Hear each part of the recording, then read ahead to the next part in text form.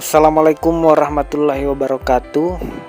Pada kali ini kita berada di kawasan Sumbu Kebangsaan yang terletak di kawasan inti pusat pemerintahan Ibu Kota Nusantara.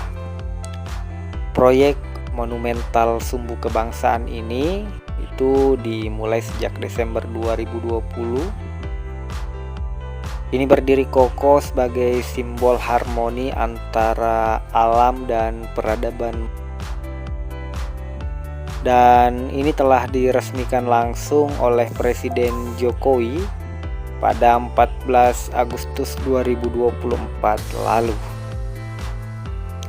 Lokasinya sangat strategis di antara Istana Garuda dan Taman Kusuma Bangsa.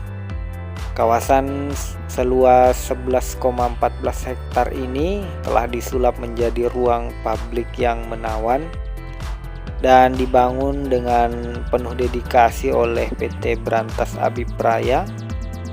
Proyek ini berhasil mewujudkan visi Future Smart Forest City of Indonesia. Jadi desain Sumbu Kebangsaan ini memadukan alam dan modernitas, menawarkan berbagai fasilitas mulai dari taman hijau yang asri hingga plaza yang luas, menjadikannya ruang publik yang ideal bagi masyarakat. Jadi para pengunjung biasanya menikmati kawasan Ibu Kota Nusantara di Sumbu Kebangsaan ini karena kita bisa melihat langsung bangunan Istana Garuda dan kantor Presiden, kemudian ada gedung Kementerian Koordinator, dan kemudian ada pula Taman Kusuma Bangsa. Selain itu banyak bangunan pendukung lainnya di kawasan Sumbu Kebangsaan ini.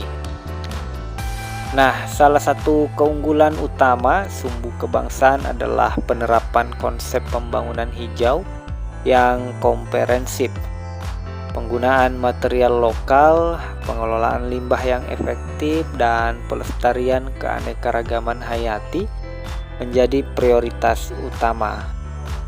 Di kawasan Sumbu Kebangsaan ini itu saat ini banyak ya hewan-hewan yang ada di kawasan ini, seperti misalnya burung merpati.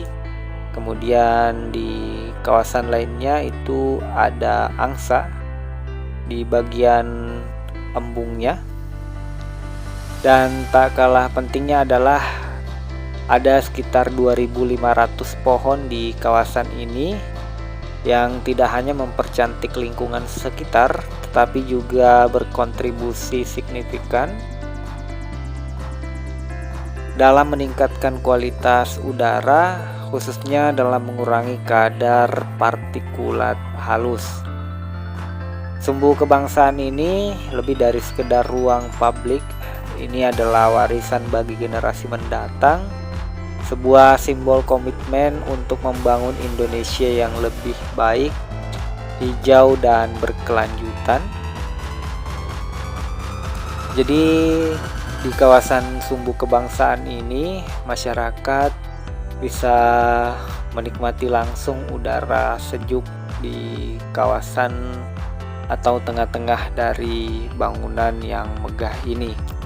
Apalagi nantinya jika sudah banyak mega proyek ya atau bangunan-bangunan yang sudah berdiri di kawasan IKN ini, tentunya kawasan Sumbu Kebangsaan ini menjadi seperti hutan ya di tengah-tengah bangunan yang menjulang tinggi.